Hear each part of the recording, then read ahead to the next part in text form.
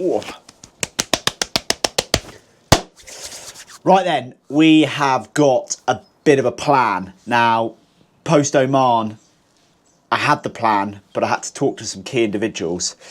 And that took a little bit longer than I anticipated. So I'm in somewhat a good place now to talk about what I'm going to do for the rest of the season.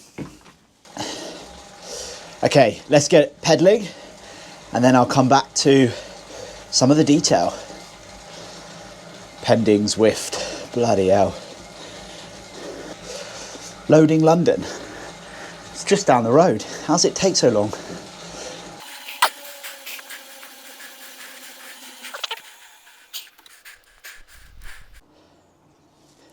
While I'm waiting for Zwift to do its thing, I know what some of you are thinking.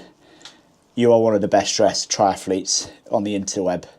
So I've got my Fusion bib shorts on, my Atoe long sleeve custom top, which I'm testing. I haven't sold any of these yet, but giving this a go. And it's quite a good top to wear indoors. You can see I've got the door open because it's actually above 10 degrees outside. But while you're a little bit chilly, before you get half naked on the turbo, or at least in my setup I tend to, it's proved to be quite good.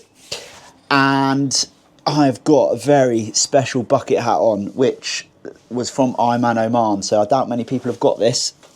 And yeah, you could say they all complement each other quite well. This is a joke now. What the is going on?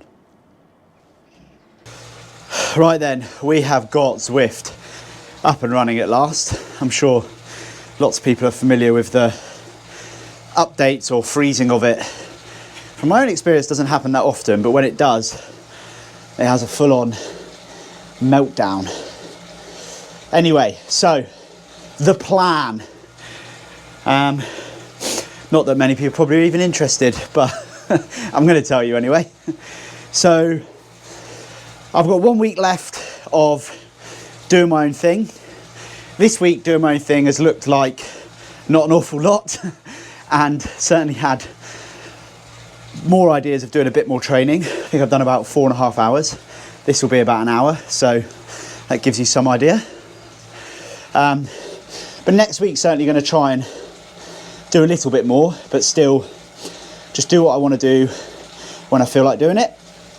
And on Monday the 3rd of March, I'm going to pair back up with Bex Mills, and we're going to start building into the 2025 season.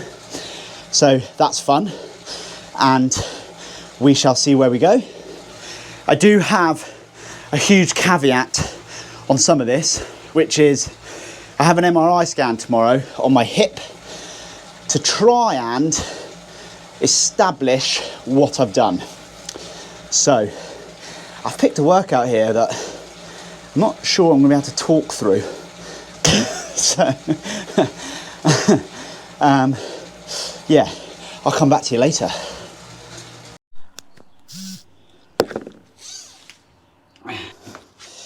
Right then, ride done. I did just pick a random workout, which was a little bit aerobic. It had a few pickups in, which I think I need to reduce my FTP in terms of, normally I've never changed it in 5 years. And because I don't take that long off, after a few weeks, the numbers sort of feel familiar. I think after a sustained period off after Kona, and then effectively the last 2-3 weeks off, and I didn't do a huge amount in the build to Oman. Yeah, it's probably a little ambitious, but we shall see what we do with that. So I was saying I've got an MRI scan. Now, I'm in that weird state where leading into Oman, I was in a lot of pain, and it would come and go, and be causing me issues, and clearly I wasn't running much, and so forth. Post-race, apart from immediately post-race, where Amy got a rather glamorous picture or clip of me looking like I was birthing a small cow, after having a hot bath, things have been okay. I would describe it, the only discomfort and pain I've had is the normal DOMS and effect of doing a 70.3, particularly one where you're you're not in peak fitness. So I'm a little bit scratching my head. I've had some issues with my coccyx in the last week or two, but I don't know whether that's related to the niggle, hip pain, etc. that I was feeling. It just is obviously somewhat close and in the proximity. So I've managed to get an MRI scan booked in for tomorrow, and it is effectively everything from lower back down to my knee. They're going to scan on the left side. So hopefully we get a bit of an answer. There is a small concern, both from my coach and I, and I've said this since sort of August, September when I first started getting this pain, that I was getting some form of stress response, or even worse, a stress fracture. And because the pain moves around a bit and is in different areas and so forth, it could be that. So that is a concern, and why I've sort of been really cautious. And if that's what it is, that's what it is. And it would maybe change the plan I have for the year. But effectively, I've already had quite a lot of time off. So whatever they are scanning, hopefully I'm a few weeks into kind of recovery, if you like. So we will have to wait and see. Right, let's get indoors, have a shower and see Bryn, because he's been on his own for the last hour, bless him. Come inside. This is the... it obviously always wakes him up. Have you had a good hour? Good nap? Have I disturbed you?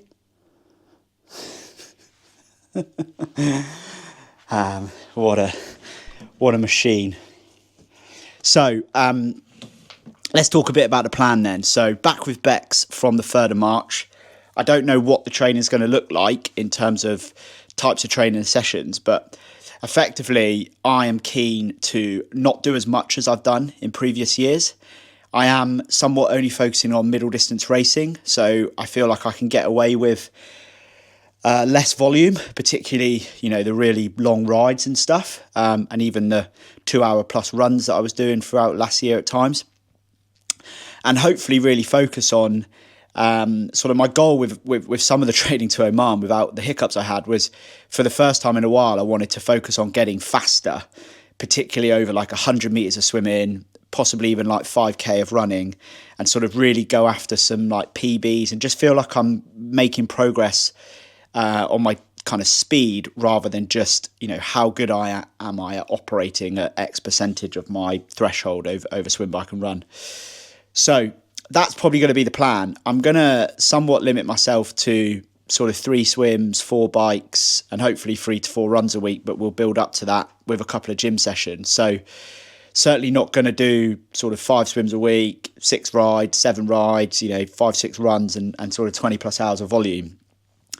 Now, some of that is because my priorities are changing, and I knew they were going to change this year. It's sort of been the longer term plan.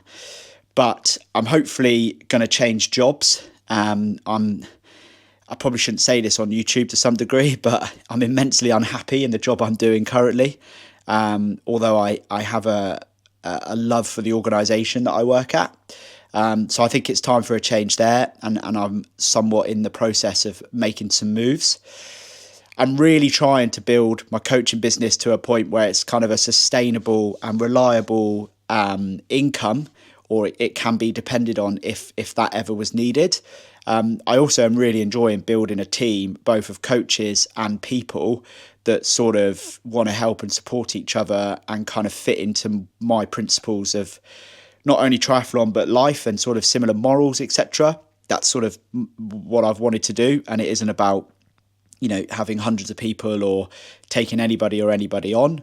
And then, we're going to build through the year. So we've got a training camp at the end of March, start of April, which I do have a space or two on if there is anyone out there that's vaguely interested, as it'd be good to have a few more athletes come on board. We've got 10 we're going out with at the moment. We then come back and go to Boston. So Amy's running the Boston Marathon. And then we've got London, obviously, the week after, which we'll spectate. So quite a busy period in April.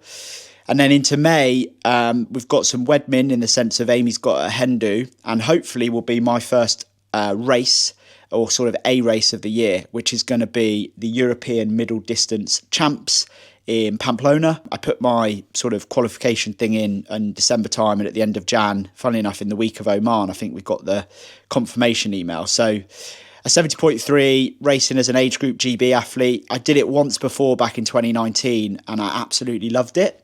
So I was quite keen to do something like that again, because it's a bit different. In my head, it takes some pressure off me. I'm not doing it to necessarily race, and go there going, I want to win type thing like I've done in previous years for races I've entered. But it's something a bit different, not been to that part of Spain, and normally has a good feel around it. It's also very close to on and around my birthday, which I normally always race then. Last year I did the Outlaw Sprint and the Box End Triathlon on and around that weekend. So I normally always want to do something then. Then going to go into a block of maybe training a little more, purely because I have entered the Pontevedra long distance world champs, which isn't quite an Ironman distance. And it's normally around a 3k swim. I think it's 120k bike this time and a 30k run. TBC on the exact distances, but it's in and around that range. Now, I just said in 2019, I did that race, and Amy and I had only been dating or sort of going out for a few months. In fact, I think she asked me to be her boyfriend post-race in May of 2019. So a bit of a special kind of place. So when I found out the race was there, I was very keen to kind of qualify and be involved in that race. So that is the plan. That race I would like to do quite well at. I think, hip depending, May will be difficult to maybe be in really good run shape.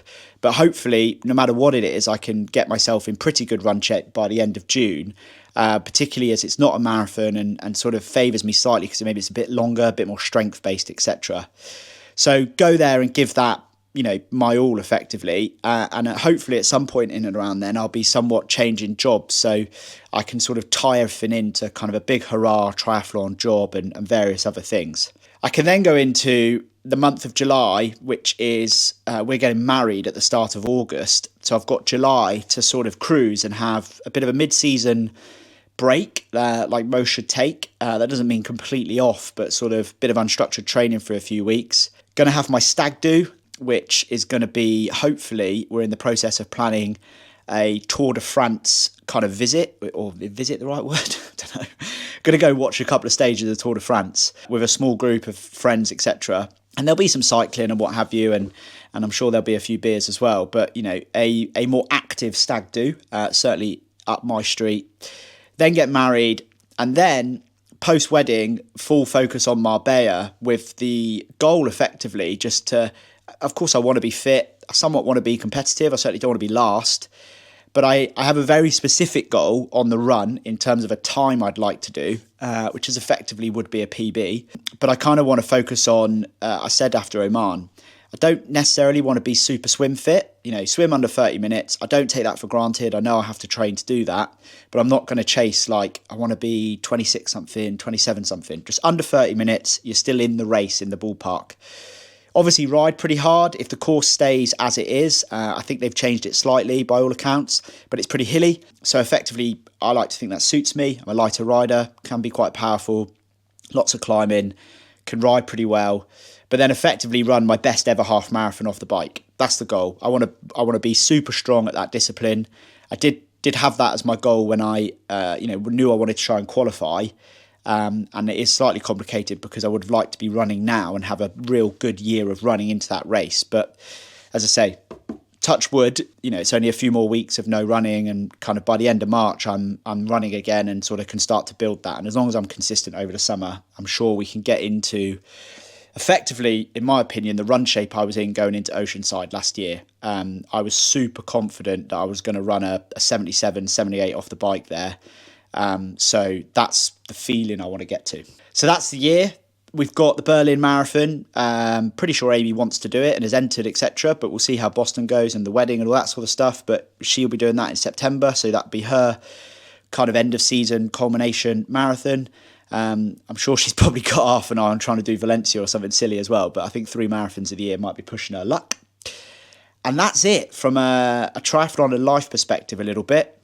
So quite a big year. There's a lot going on. There's a lot of races I'm going to as well, like Hamburg, Swansea, Bolton. I've got a UK training weekend with Optimal Endurance at the start of July. I've almost got something every weekend. I feel a bit like Jackie Scow, where if someone asks me what you up to, I sort of say, well, I'm free in 2027. So yeah, exciting, lots planned. And I'm sure there'll be lots of other stuff thrown in. There's a few B races and events that I'm going to do, which I won't necessarily bore you with the detail of. But that is the plan. Follow along. We will document as much of it as we can.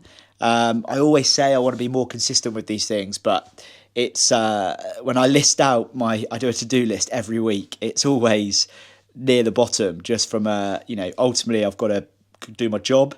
I've got athletes and a business to run, which is a focus of mine, but not just because people pay me, but it's a passion thing.